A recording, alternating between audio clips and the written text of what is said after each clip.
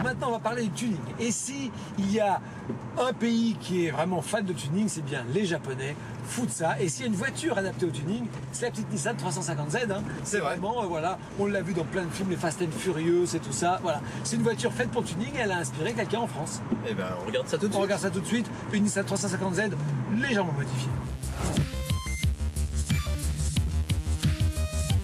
Let's go. And now, brothers and sisters, ladies and gentlemen, the man you've been waiting for, the drum beater, the system cheater. Salut, je m'appelle Jeff, j'ai 28 ans et puis j'habite sur Béziers. Voilà, je suis préparateur automobile. Moi c'est Cyril, donc je travaille avec mon frère sur les projets qu'on a en cours. Donc j'ai 29 ans et la Nissan c'est notre petit bijou. Donc on a fait le choix de choisir la 350Z comme base parce que c'était une base japonaise. On est assez fan de ce genre de voiture.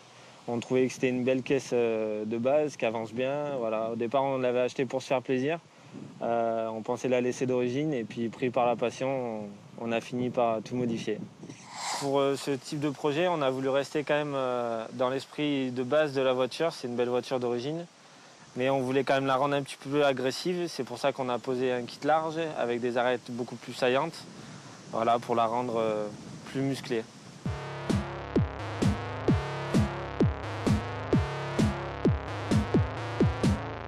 En ce qui concerne le spoiler avant, on avait d'origine quelque chose de très épuré avec peu de porte-à-faux.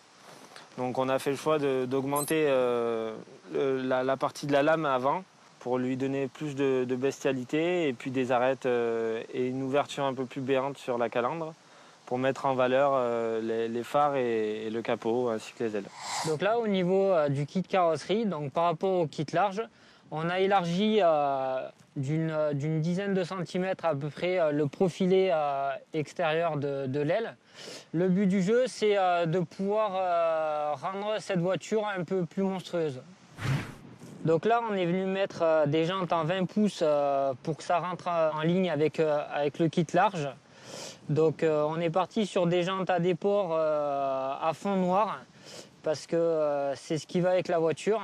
Ça va avec le profilé de la voiture et 20 pouces parce que c'est ce qu'il fallait au moins à une grosse voiture comme ça. Une paire de jantes comme ça, il faut compter plus de 2000 € juste les jantes.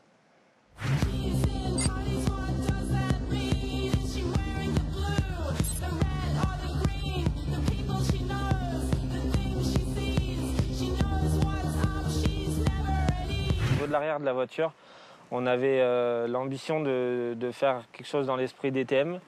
Donc au départ, on est parti avec le choix des échappements, donc, ce qui nous a un peu engendré le choix du pare-choc. Donc pour intégrer les sorties, on voulait quelque chose encore une fois de plus agressif et plus proéminent, donc avec une partie beaucoup moins lisse que d'origine ici. Et donc après, pour intégrer tout ce qui est clignotant, mis en valeur avec le contraste noir et orange. Donc à l'origine, les feux sur la Z sont lisses et tout rouges. Donc quelque chose de très sobre qu'on voulait faire disparaître. Donc on a fait le choix de ce feu qui est bombé sur la partie extérieure. Et avec le petit détail, le Z en éclairage à diode à l'intérieur.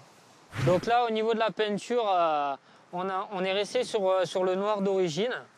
On est venu faire un orange nacré et qui va donc beaucoup avec le noir. Et après, on a fait une touche adhésive qui rappelle le noir du toit. Donc là, on est parti sur le toit d'origine et on est venu donc faire une trappe de toit complète pour rabaisser la voiture, pour faire un peu plus massif.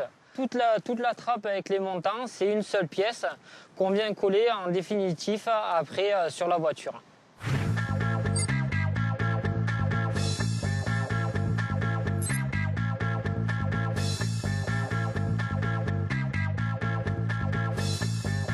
Là, on est parti sur un full complet.